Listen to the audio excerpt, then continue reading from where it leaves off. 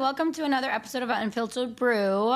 It's a beautiful day here in Cleveland, Ohio, and we have a special guest. Who flew all the way from LA. Yes, and I'm so happy to be here. My gorgeous, gorgeous cousin, Dajana Gudic.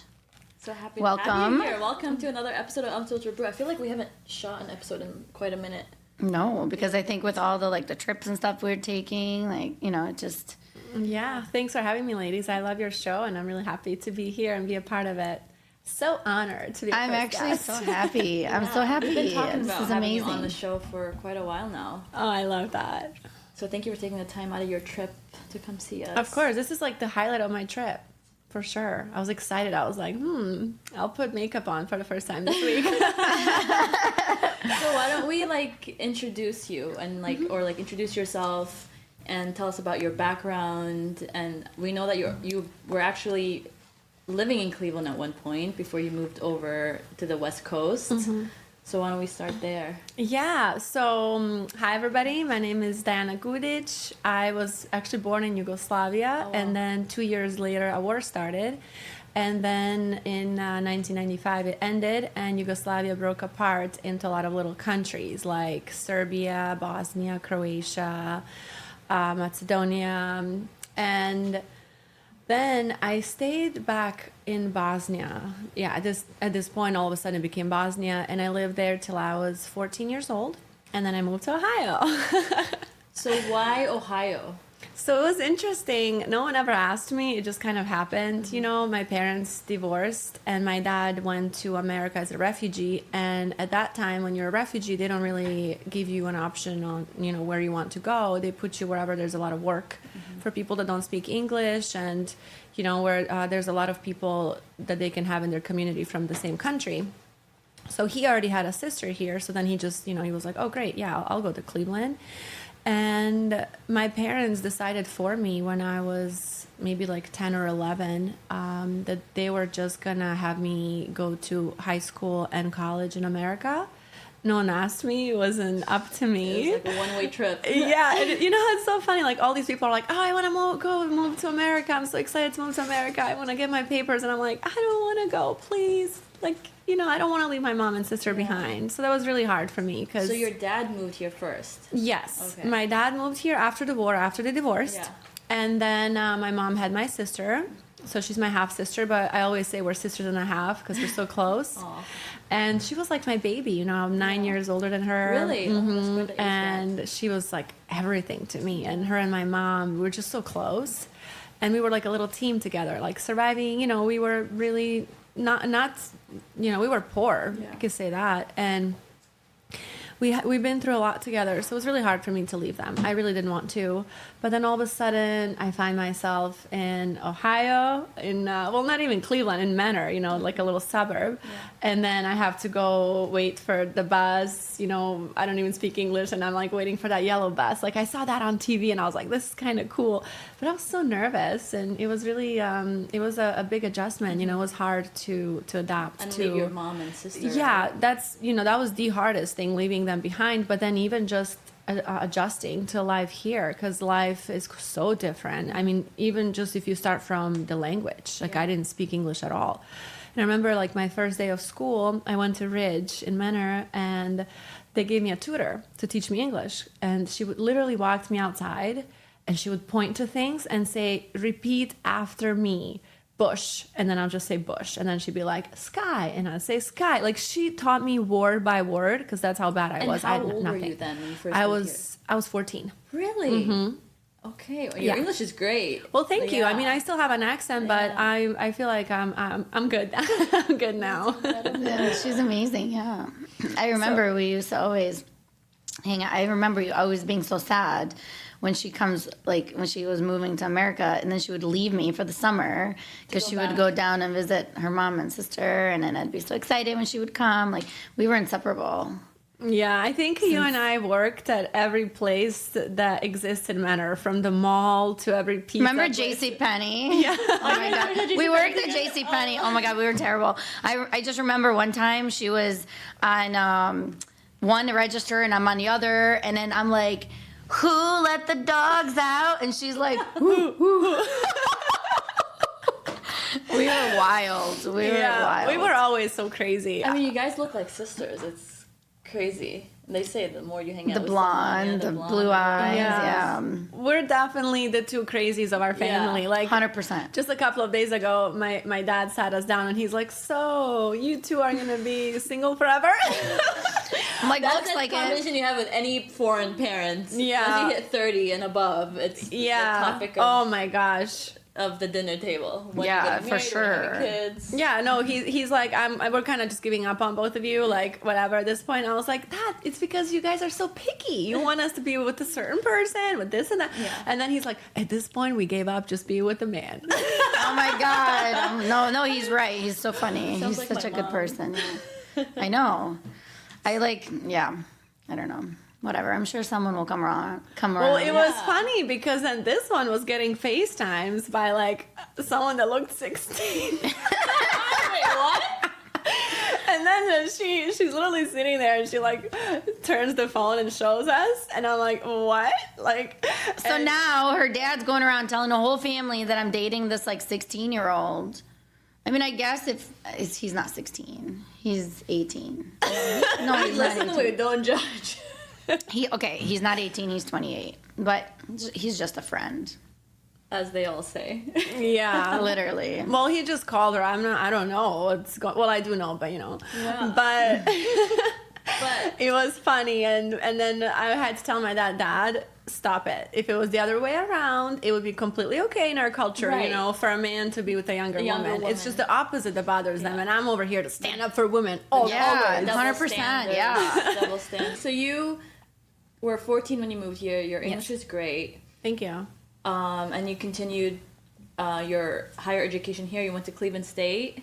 Yes, so I went to Ridge for high school, Okay. well, just for 1 year, and then I went to Menor High School, which that was also, I think the hardest time of my life was definitely high school. Yeah. I did not like it at all. I was not the popular kid, and you know how when you're in high school, you really just want to fit in. Yeah. And if you don't, like you go to cafeteria and everyone's in their little groups hanging out, and I would remember I'd like come with my little tray and I like look around and be like, where do I sit? You know, it was and just you like, moved here when you were 14. That's like the critical teen Yes. year. Between Yeah. the transition of being like a young kid into like your teenage years, and you just want to fit in. And I can't imagine how hard it would have been. I mean, I moved here when I was 17, and I was that sheltered girl who sat in the back of the class in college, didn't want to talk to anyone. And even though I spoke English, I was still very Yeah. like a nervous how did kid. you speak English when you moved here? I went to a English speaking school in Kuwait, so we were taught English at a young age. Oh, wow, that's amazing. Yeah. Yeah, we didn't really have any Yeah. of that. It was like post-war for us, so Yeah. it's like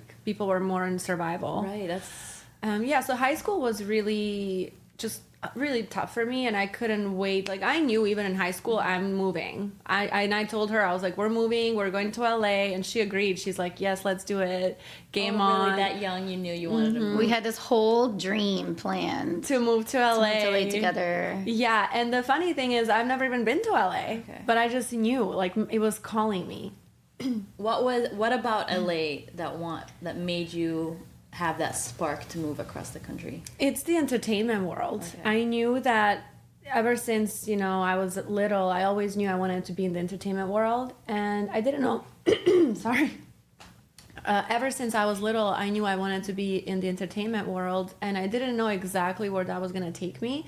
But I did go to Cleveland State University, and I got my bachelor's in journalism and promotional communications. And I thought at that time that I wanted to do, you know, interviews with celebrities and, you know, getting into maybe like working for E or Yeah. something like that. So I just knew LA was the answer for me. And you did. Yeah. You did interview quite a bit of celebrities. Yeah, so then I did get to LA, and I was 23 when I moved to LA, and this one, I don't know, I think she just got scared. What do you think happened? Why do you Cold think you feet. got I don't cold know. feet? I think I just like didn't have the courage and the confidence at the time, and I got scared of the unknown. But see, I'm proud of you, You know, for even I'm- having that awareness. Yeah. Because most people will be like, oh, I don't know, I just, you know, didn't work out. Most people wouldn't be admit. able to admit that and look at Yeah. themselves in the mirror and say, oh, I was scared. I mean, it's scary, you know, picking up is. everything. Even though I eventually did it, I moved to Nashville all by myself, where but at that time, I guess I just wasn't ready for that. And I wish I did. I wish I was ready, because it would have been amazing to like move with her and But we wouldn't be be here roommates and no, I know that, but I'm just saying, like, in general, like, it would have been so nice to have that. But but here we are. Everything happens for a reason. Yeah. And so I ended up building that confidence, and I ended up moving to Nashville for a few years. And Yeah, that was amazing. Yeah. I went. it's not I was easy with her. moving. No, I put Especially by yourself. Like, I put you my moved- entire life in one luggage. And And I had very little money, and for some reason I can't remember the exact amount, but I know it wasn't more than $1,500. you just packed your bags. And I just packed my bag. And my family, they did everything they could for me not to go. Not out of any, malintentions or anything. Yeah, It yeah. was just because they did not want me to leave the bubble. But I knew if I stay in the bubble, in my comfort zone, with my family here, where I have, Croatian doctors and the bankers and everything, I would never grow. And I would just kind of stay the same. And I love to challenge myself. And I think when you go through a lot from a very young age, your growth is kind of on steroids. You by the time you're 20, 25, you already feel like you lived like 10 lifetimes, and you have the courage. Because people ask me all the time, like, how did you do that? And I say, I just had it in me. Yeah. I was like, I survived the war. War, yeah. I was Yeah. just gonna say. I'm not gonna sit here and take this amazing gift of life for granted. I'm gonna go and make something of it.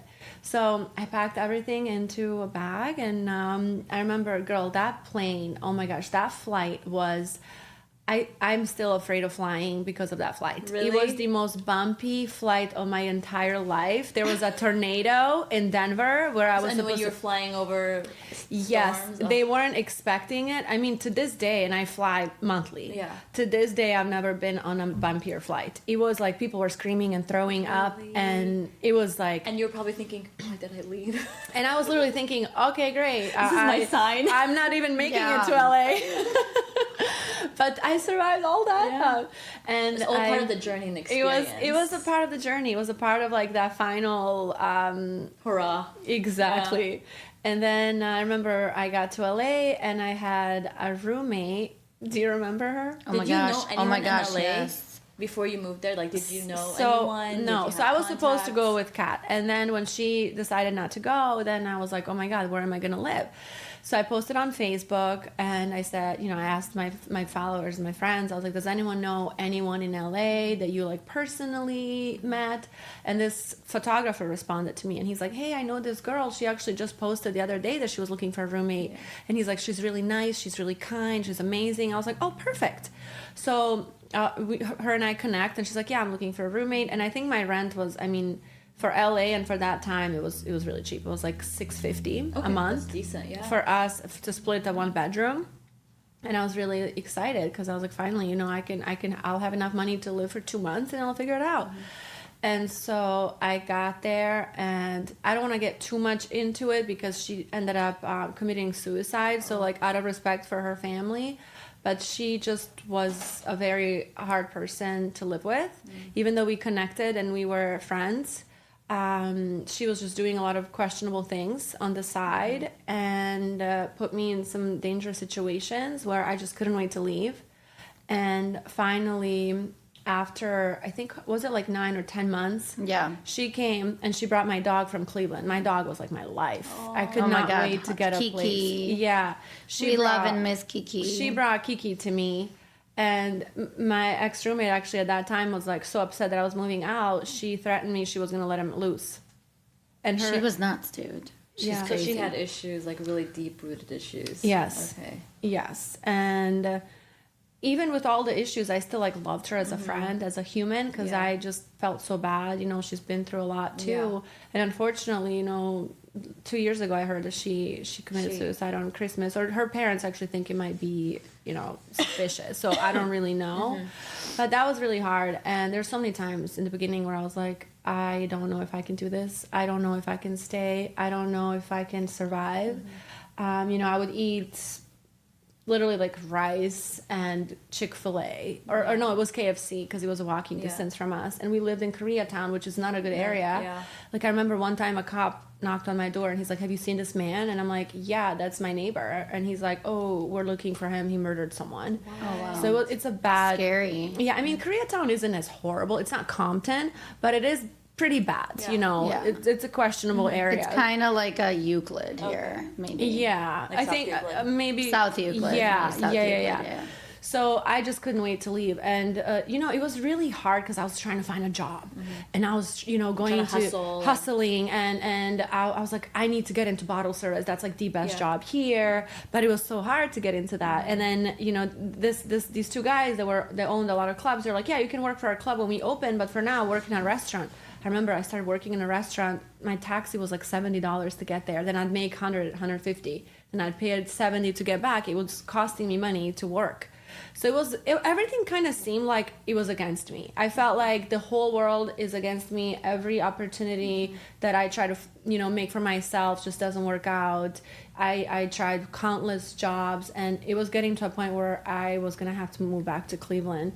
So how many months in at this point where you were just having all this doubt? But So this was like 9 months. 9 months before I was working. You know, I found a club job, but then the manager at that nightclub didn't like me because the GM, who was a man, had a crush on me, and she had a crush on him, I guess. I have no idea, but she was really mean to me. I really didn't really click with a lot of girls at that job because people there are different.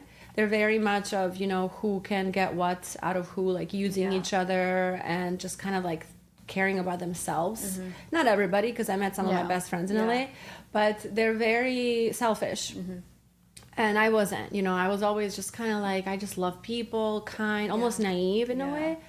And so it was really hard. You know, they would be making so much money on certain nights, but then she would put me on a night where they're just like trying it out, and I'd make $100, $150. Then they would work and they'd make $800, $1,000 a night. Wow. a night. Yeah. And so she was just on purpose doing that to me. Unfair. So I could like barely survive in LA, but I, you know, so I could pay my rent and eat, you know, very cheap things. Yeah. But I wasn't living comfortably until 9 months in, when I got a job at a club called One Oak. And that club was the most exclusive place in LA. Like, you go into that club and it's all A-list celebrities. Like, my clients were Justin Bieber, Really? Nicki Minaj, Wow. Jeezy, you know, the most famous people in the world. And that job changed my life. Overnight, I started making $1,000, $2,000 Per night. I started booking tables. You know, like I remember just my first month, I was like, wow, what do I do with all this money? Right. And so that was nice. And one thing that I did that's really good is I saved a lot of that money. So instead of, you know, a lot of the girls Would just blow it, right? would blow it. They'd go buy Chanel bags and they go buy this and buy that and have the nicest cars. I had all that, but my ex was getting me that.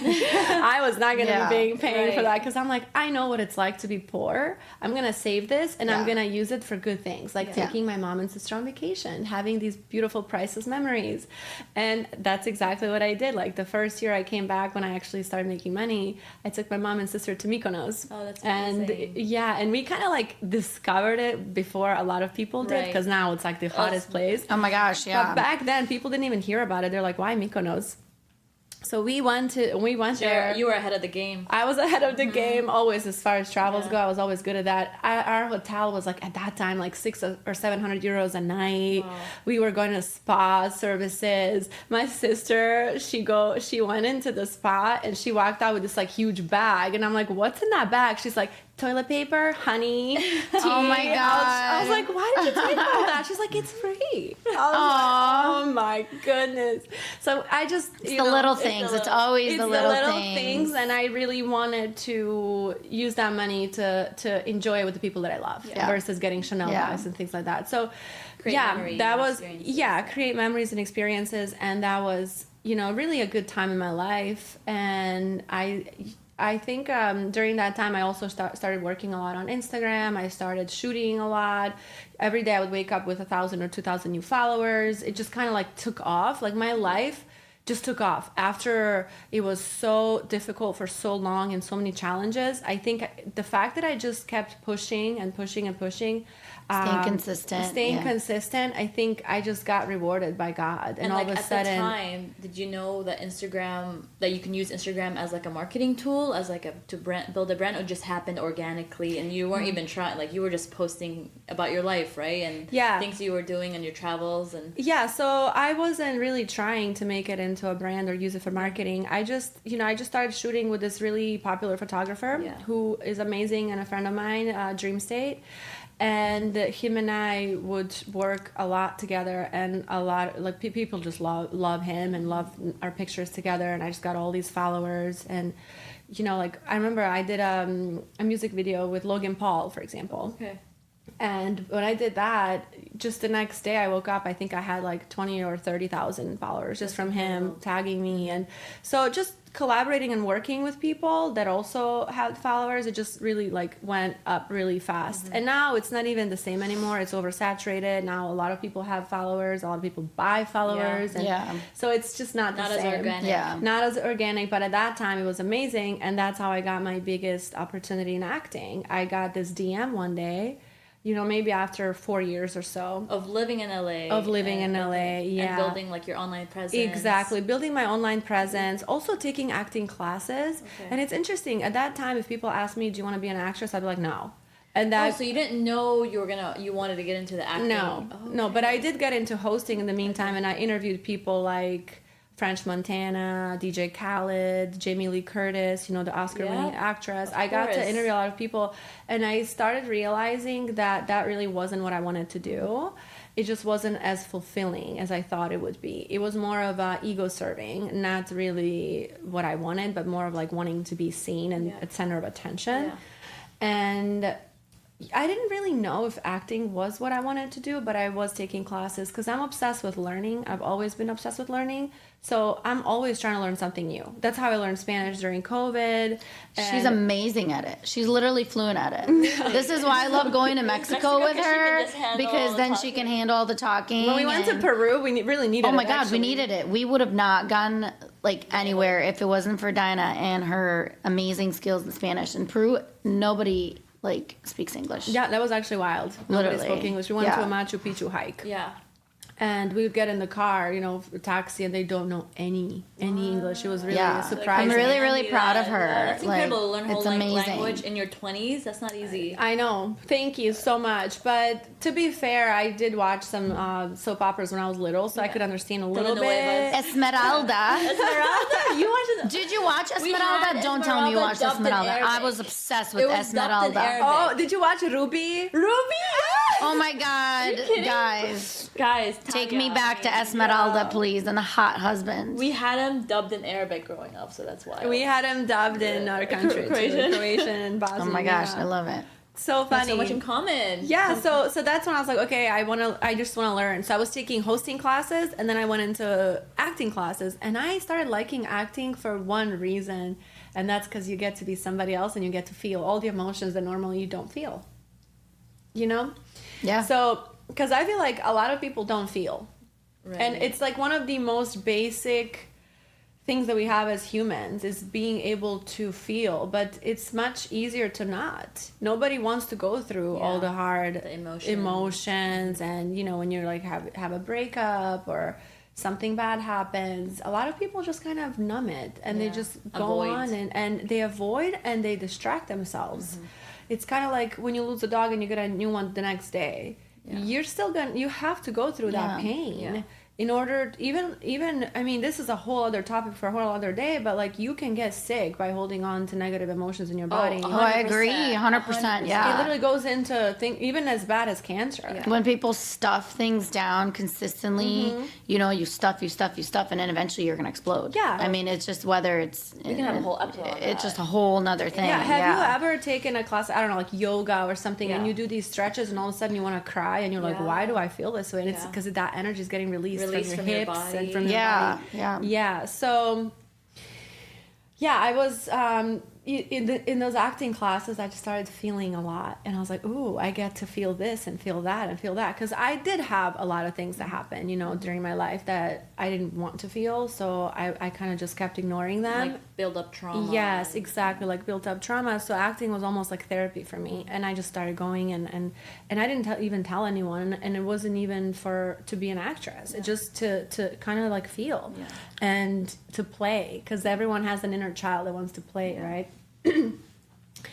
And so I get this DM, and it's from somebody that works with Jamie Foxx. Oh, wow. And he was like, "Hey, I think you would be great for this small role that we have. We're doing a pilot for Netflix, and we really want you to be the flight attendant." And I was like, "Oh my God, me?" And at first I thought it wasn't the like real message. It was a scam. Yeah. But then I looked at the guy's profile, and he seemed legit. And I was like, okay, let's meet in a public place, and let's see. And so we met in a public place, and he was legit, and he worked with Jamie, and he was really interested to have me play the flight attendant, and I of course agreed. And I think that day I realized, wow, I actually could do this for work. I had so much fun. I felt like I was a natural, but I also had the classes, so that helped me, and it wasn't. It prepared you for that moment. Exactly. Yeah. Without you even knowing you're gonna become get that opportunity. It's like God put you on that path. Exactly. Wow. It's like almost like it was meant to happen. Yeah. And I enjoyed it so much. It wasn't like a huge role or anything, but it was enough for me to see that I loved it. Yeah. And so later, a couple of years later, I actually did a movie with Jamie Foxx called All-Star Weekend, but that movie never came out, so that was my luck. I got to be in a movie with the biggest names in Hollywood, from Robert Downey Jr. to Eva Longoria. That's incredible. If you look at the IMDb of that movie, it is like the most famous A-listers of Hollywood were in that movie. And I had a scene with Eva Longoria and Jeremy Piven and Jamie Foxx. And that movie never comes out. Is there a reason why they didn't release the movie? Can you watch it I heard, I got my scene, so I could use it for my reel, but I just heard that Jamie just didn't love the movie, because he was the director for it, and it was the first time that he directed anything, and I think that he just wasn't really happy with the way it turned out. That's just what I heard. I don't really know. But yeah, I mean, after that, I was just so motivated to do my own projects, because there's other things that I did, like huge music video and just other things that never came out. And I was like, I am sick and tired of working so hard and all these things that people don't see, all these classes and all the things that I had to overcome and do, and my work not being seen by anyone. Yeah. So I'm like, I'm going to do my own movie. And that's exactly when I wrote the story. And I was also really inspired by when COVID happened with, I was going down a lot of rabbit holes, and I was like, oh my gosh, there's so much that goes on in Hollywood that people don't know. And that normal people almost think it has to be fake because they can comprehend the darkness of it. And it's so much easier to ignore it and think it's fake, right? Than actually understanding that these things go on and they really do satanic rituals. So the dark sides of Hollywood. Absolutely. They're so real. Mm-hmm. And, like everything that's coming out about Diddy that already has come out. Mm-hmm. The crazy thing is Diddy's son was in my movie. Really? He played the valet guy in my movie, and oh my God, that was Diddy's son. Yeah, that was his acting debut. Wait, was that the one where like Theta? Oh my gosh, I can't wait till she tells you about the movie. Theta comes out, and then the guy's like, "Oh, where's the footage?" Yes, exactly. I didn't know that was his son. That's Diddy's son, and we shot that 3 years before any of this stuff came out about Diddy, or 2 years before any of the stuff came out about Diddy. So it was crazy. So when the stuff came out about Diddy, you weren't really that surprised then? No, I was not surprised at all. I didn't necessarily follow Diddy or care about Diddy ever, so I didn't know that he was like that, but I know that this happens in Hollywood every day. And, one of the hardest things for me in Hollywood for the last 12 years has been just keeping my soul, which sounds so crazy, but not to sell yourself for. Not selling myself for roles or anything really, because it's so easy if you really think about it without judgment. It is so easy to go and have sex with a director that's going to put you in one of the biggest movies, and that's going to, all of a sudden you're becoming this star overnight. And I was so grateful for the way that my parents raised me. And that's like where we go back to being, you know, having strict parents and them teaching you morals and values. Because I knew from a young age that that could be my path if I wanted it to be. Yeah. But that's how I would lose myself in the process. And then even if I got there, I would look in the mirror and not like what I see. And then all the money, all the fame, it wouldn't matter. It wouldn't. Yeah. And I know people who are A-listers right now who the whole world looks up to, who cannot spend 1 minute alone because they don't like themselves. And that is like the worst place to be in life. Oh my gosh, yeah. So how did you navigate Hollywood and keep yourself grounded? What did you have to say to yourself every morning when you woke up? And what are some things that you can tell future women and whatever men that are trying to get through Hollywood right now and choose that entertainment industry as a career path? Like, how do you keep yourself grounded? So for me, I just always listened to my intuition, and I just didn't do anything that fell off, you know, and of course there's always temptation. Yeah. But it goes back to having love for yourself and understanding that, yes, it may take you longer, but it's going to feel so much better when you do this on your own versus, you know, selling your soul in one way or another. And even for modeling, because I was modeling also for a long time, and I had the owner of one of the biggest brands in LA asked me to do a casting for him. And it still is a huge brand, but you know, there's like billboards everywhere. It's like a really big one, and all the girls want to campaign. And he told me, he messaged me, he's like, hey, I want you to come for a casting. And I'm like, yeah, I would love to. I was so excited. And then he gives me the address, and I just had this like weird feeling about it. So I look up the address and I see that it's an apartment in Hollywood. And I go back and I say, well, why did you send me an address to a Hollywood apartment? And he's like, oh, well, that's one of my side apartments, but I do castings there sometimes. So that tells you everything. If you go to that, Sketchy, yeah. you go to it, you get a campaign, you are on the billboards all over the world. Oh my God. But you also just hooked up with a nasty something like 70-something-year-old. And girls will do that. Girls will literally do that. Not that they will. They most of them do. Yeah. Most of them do. And so that's why, like, all these young women, young girls, when they see these beautiful models on billboards and on TV, and they have to understand it's not all beautiful and glamorous. Yeah. You don't know what they had to do for that. And that's why some of the most successful people are miserable. I was just about to say, even like now you see so many like A-listers who like fall off the face of the planet, and they go through all these like health issues and mental issues, and, like depression, of course, and they go through rehab and have drinking problems. They commit suicide because of what they had to endure to get to where they were. Absolutely, after selling it's more often than not. I like, out of the celebrities that I know, I would say, or that I've been in contact with, I would say that 75% are miserable.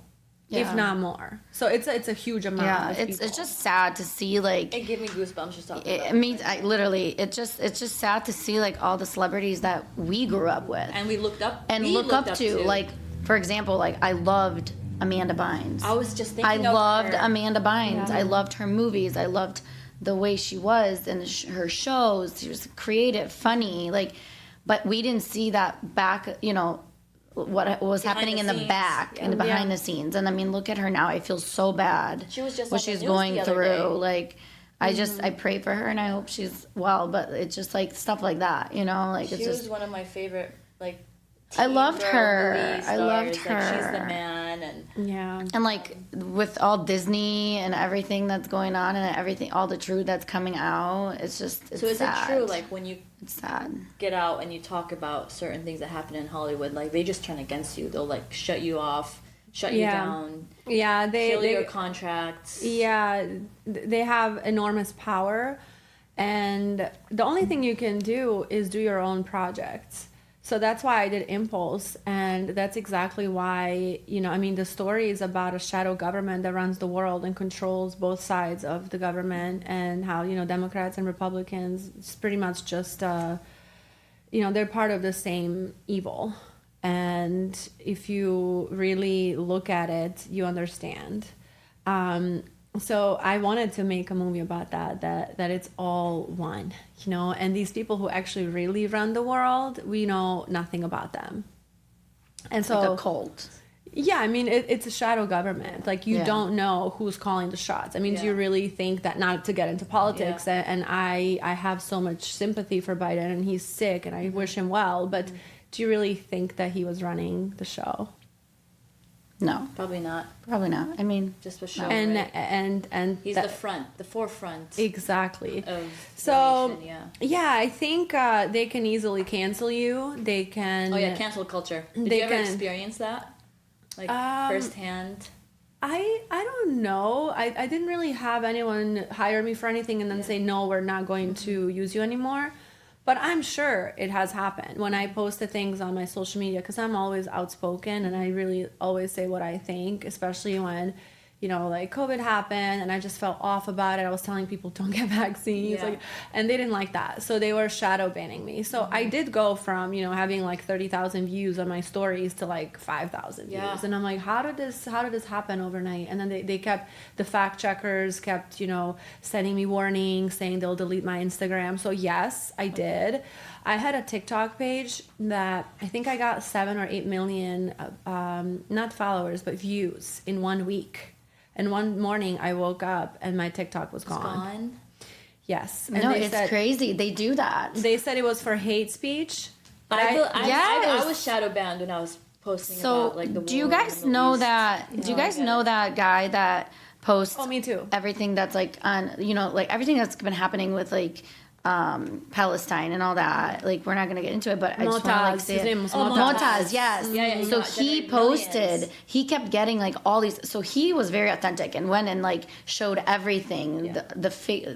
you know, No, he was pictures, on the floor. videos. He was on the ground at the war everything. zone, yeah. Yeah. And he kept getting these phone calls like, take it off. I mean, I was, was like getting following him threatened, for a yeah. moment.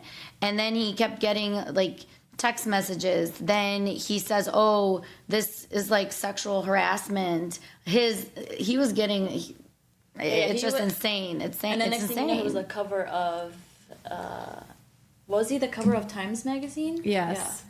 Yeah. He got Yeah. a lot of threats and. He got they had so to, many like, threats. And I You think he know- had to leave Yeah, he had at to one leave. point. Yeah, Yeah, they had to get him yeah. out of there. When I shared his videos on my Instagram story, I would get like 1,000 views, which Yeah. is insane. Yeah. Yeah. That's They would just really try to Yeah. minimize the audience of that kind of Yeah. content. It's so insane how they have control over everything. Everything. Like when you're thinking about something, just for example, if I'm thinking about, hey, coffee, just random thing. I think our phone literally hears do us. listen. The phone does They listen listen. to I think us. they They listen do. to us. It does. It's scary. Well, one thing that really makes me happy is that Elon Musk bought Twitter, and now Twitter is X, and there is freedom of speech there, so people can say whatever they Whatever they want, want.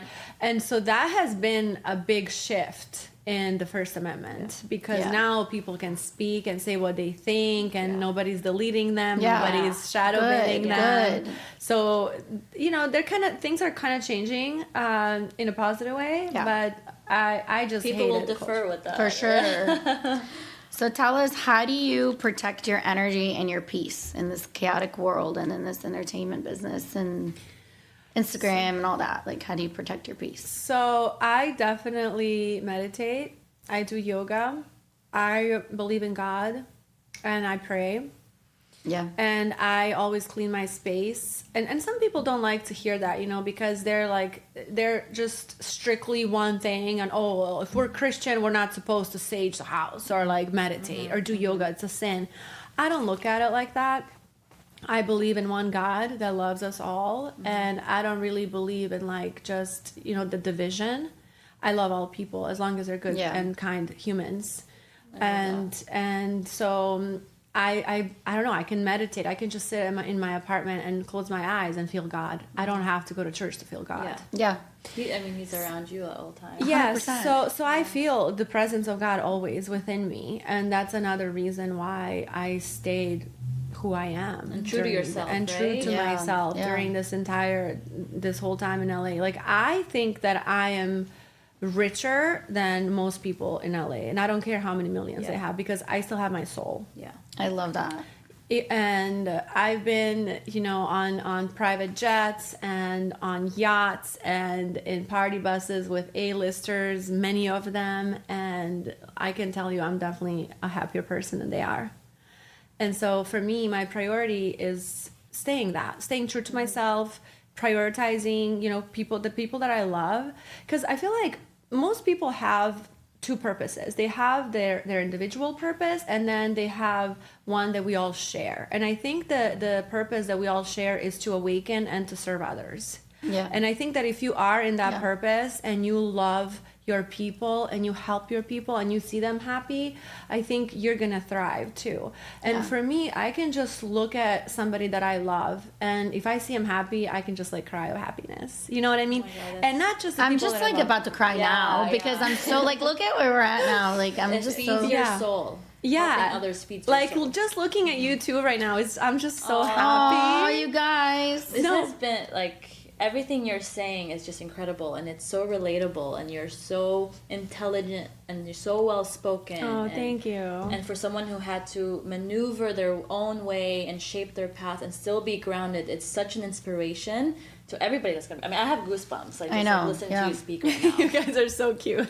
This is, I'm probably it's gonna be like one of my favorite interviews. I think so too, 100%. Like And- Yeah. I'm just so proud of her. Like I've always been so proud of her. Like from moving to America by herself, not by herself, Yeah. but like coming to war. like a country where you don't know how to speak English. Yeah. From high school to moving to LA to where she's at now. Like I've always been there, and I've seen it all, and I'm just like so proud. Thank you. I'm genuinely from the bottom of my heart, like I'm so proud, and I can't wait to see what. You've been More there comes. through it all. And her and I have a very special bond where she's been there for everything. I mean, even like for my movie premieres, and like, so cute. And I love to see you grow too. And you two together, it's so nice that, like I come to Cleveland, and a lot of times things are just kind of the same. And I'm like, who's working out? Let's go to the gym. And it's like, no one's really working out. And I'm not saying to be judgmental. Yeah. Like my family here is amazing, but things are the same. Every time I Yeah. come, and I like to see people evolving and new things happening, and Katerina traveling, or she's doing this podcast, and don't ever worry about what anyone thinks ever, because when I was just in Serbia, I did this crazy PR a month and a half of just talking about the movie. I went on like 20 different TVs, if not more, and if you look at the comments on any of those videos, they're all going viral, millions of views, always 700,000 million views, just because I speak so openly. And people over there are more uptight, and they're like, oh, what are people gonna think? I don't care. I say, Who cares what I- people right. think? I Yeah. answer honestly, but it's different culture there. Then you look at the comments, you wouldn't believe. It's like, stop the Botox, look at the fake Oh my lips, God, or this, and it's so surface level. I was level just about to Yeah. say. that I can't even really get offended, because I'm like, how miserable do you have to be to project to this level? Like, I genuinely feel bad for you. Go get help. So that's where I was gonna go with this. Don't ever care about that. If anyone says anything, because like she mentioned something to me about just someone, we're not gonna get into Yes, that, but yeah. not supporting your guys' podcast and saying certain things, and I'm like, that's because you're challenging them. Yeah. You them. are the mirror for them. They're seeing, oh my gosh, there's other things I could be doing in life, but I'm not. Yes. Yeah. Yeah. Yeah. And so, and you can't even really judge them for that. That's just because not everyone has the drive. It's and the motivation. reflection of their own insecurities. Exactly. That's what I always agree, say. 100%. Yeah. Which brings me on to the next question. Like, what are some things that people get wrong about you? If there's I don't know, a certain comment that you see, or something like a common trend that you've seen people judge you. They don't know you. They see you behind a screen because you're an aspiring actress, a model. Most people, I mean, and this has been happening to me since I was probably 15 years old or so, they would assume that I'm not intelligent. They would think that I'm like this ditzy, like blonde bimbo kind of person, and that I get everything handed to me. and they couldn't be more wrong. Yeah. And I mean, I went through a stage in my life where, I would post every day on Instagram, and then I would get, 200, 300, 400 comments, and people just saying how good I look, and it was good, that it was fine at the time. It was almost validating me. But then I grew out of it, and one day I just stopped posting on Instagram. And I said, I don't need this validation. I don't need you look beautiful. Not saying I don't appreciate it, but that's not who I am. I'm so much more than quote unquote beautiful, or like, even if you say fake, whatever you want to say, right? Yeah. It could go both ways. Yeah.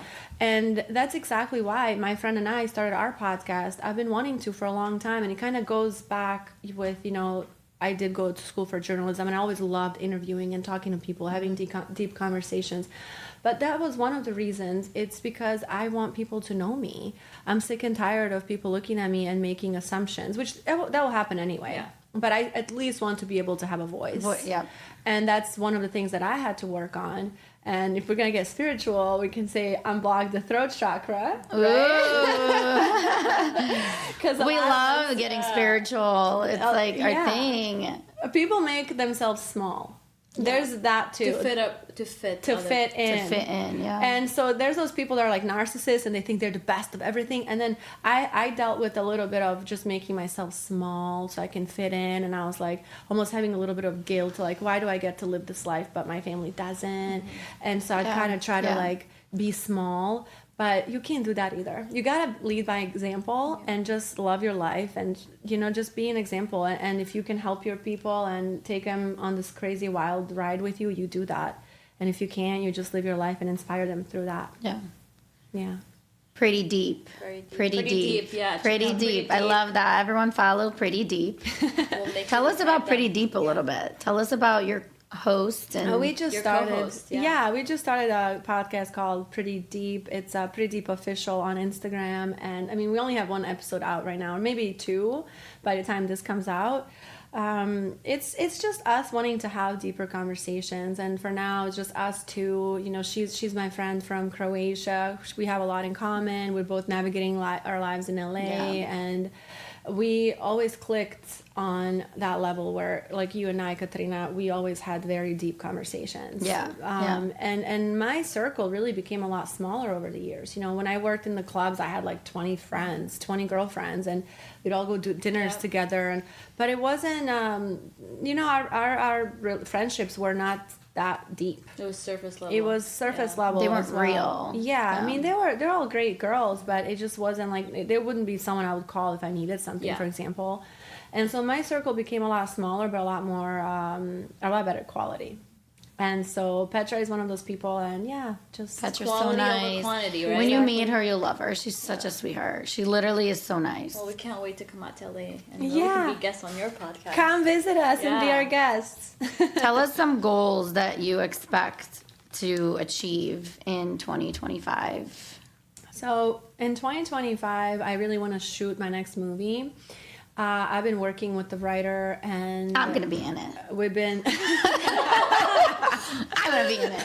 Can we both have a feature? We've been developing the script. Okay. And so I really want to shoot it maybe this fall. We'll see how things unfold. But I just love creating. Like tapping into that inner child. And you're so good at it. And I think. And everyone look has at her face to glow. I know. I'm just like, I'm looking at her. I'm like, I'm so proud of her. Guys, my biggest, if you can take anything away from this podcast, please don't grow up. Seriously, have that inner child play forever.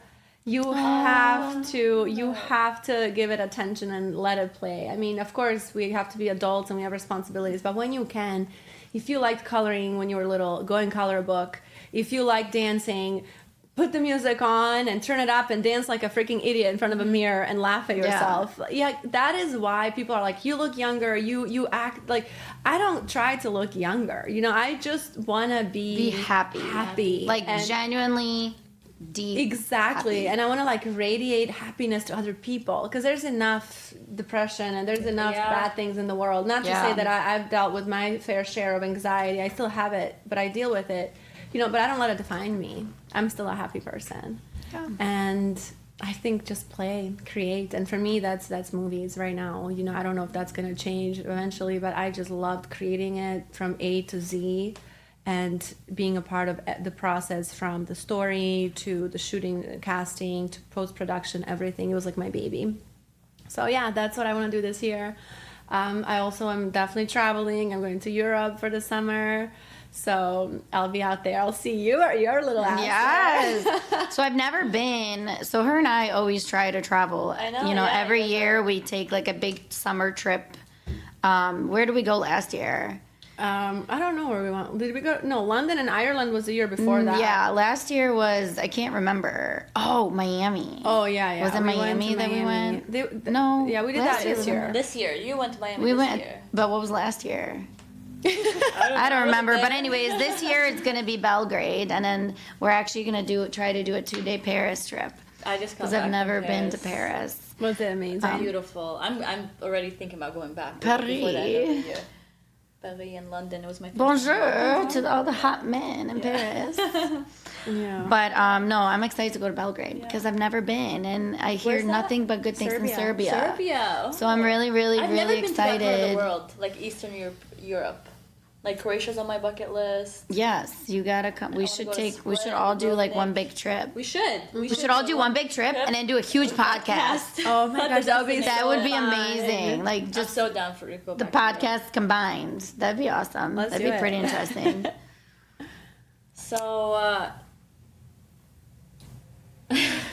That's okay. this was a great episode. Thank you, Diana, so much for being so humble and grounded and really showing us your true self and really showing us light, shedding light on like Hollywood and how to navigate through that. And you're so beautiful, and we're so excited for the upcoming projects that you have. Thank you, girls, so I'm much. so excited. Yeah. I'm excited Thanks to for see what's having happening. me, and I Of can't course. wait to watch your next episode. See what other stuff you Thank guys you. come up I with. hope, so and I hope that this episode, and I hope that you speaking about the things that you've went through. I hope that it, gives people motivation to follow their dreams, and even if you start small, start it from the bottom. Now we're here. Yep.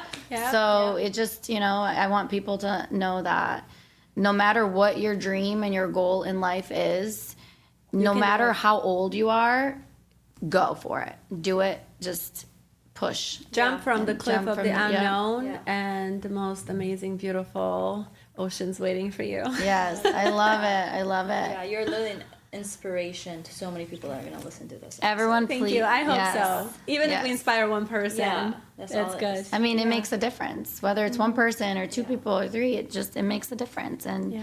I'm really happy to have you on this show with us. And you were our this first is not guest. the end, and it's even more special that she's our first guest. I'm and so honored. so I'm excited for more to come. And everyone, please follow Dajana Gudic on Instagram, TikTok, Facebook, and please follow Pretty Deep. Pretty deep official. On Pretty Deep Official on TikTok, Instagram, Facebook, YouTube. Listen to them. They're amazing, beautiful 2 little girls. And don't forget to subscribe to Unfiltered Brew. Yes. Yeah. I'm like jittery, you guys, because the I had coffee too that much we had. coffee. Yeah. Yeah. Okay, guys. I think my blood sugar is low. Yeah. Well, thank you guys again. You're it was welcome. amazing. I love can't wait you. to and see we're so you proud of you. grow.